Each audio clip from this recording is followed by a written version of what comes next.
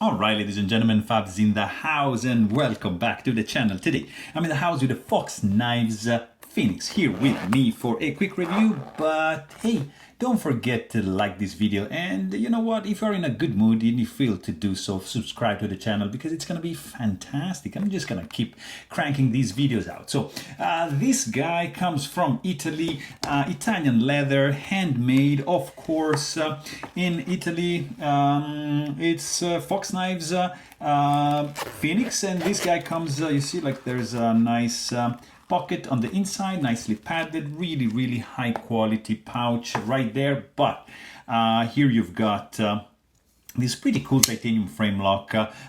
It's very nicely made. The Tashi Barusha design, made in Italy. It's a titanium frame lock. So this has been a little bit modded. In fact, this comes like in all blue, and all the polished chamfers in these pockets, in milled pockets right over here, and it's like blue all the way around. This has just been modded a little bit, but you got a very attractive and menacing blade, modified ship's foot, polished swedge is just gorgeous, tip is pretty thick.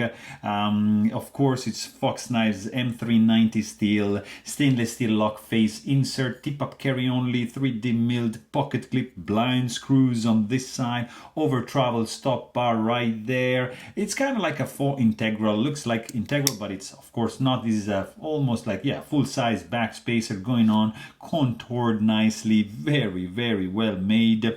It's a big boy, guys, because over a length of this one is going to be 8 inches with a 3.5 inch long blade and 3.3 inch long cutting edge. The handle is going to be 4.6 inches, and the weight on this bad boy, it's gonna be not that crazy, even if it's like it's dense. So this guy is gonna be that's in grams, 152 grams, 5.36 ounces in the pocket. So not like a super lightweight, but still, you know, it's a very chunky blade, super tall, almost full flat grind.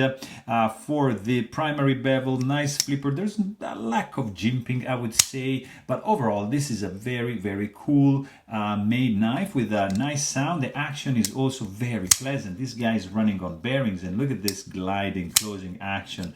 Really cool. I wish it was a little bit more area over here, like to disengage the lock bar, but not a big deal. Overall, it's a pretty cool one. So there you have it. Hope you guys enjoyed this video. If you want to know more, please check out my full-length review, and thanks for watching. Stay tuned.